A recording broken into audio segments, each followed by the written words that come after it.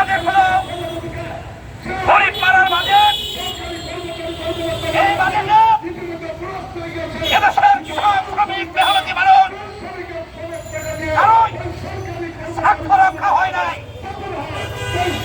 এবং এদেশের কোন মানুষের সাথে আলাপ আলোচনা করা প্রয়োজনীয় সরকার মনে করে নাই।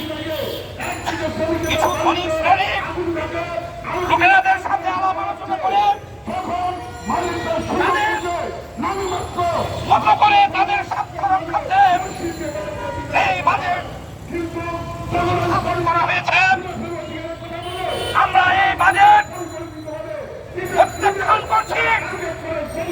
বাংলাদেশের জনগণ এই বাজেট মানে না। আজকে এই বাজেটের প্রতিবাদে পাঁচদলীয় বাম জোট আয়োজিত এই প্রতিবাদ সমাবেশ এখন আমি শুরু করছি।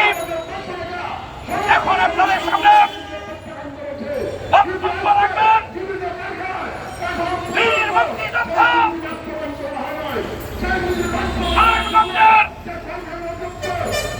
বীর মুক্তিযোদ্ধা বিজ্ঞানী শামসুল হক সরকার, বাংলাদেশের সমতাবাদী কেন্দ্রীয় প্রেসিডেন্ট এবং মালয়েশিয়ার যুগ্ম আহ্বায়ক।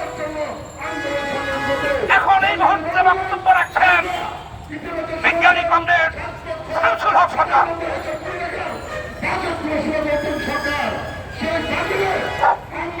আসসালামু আলাইকুম।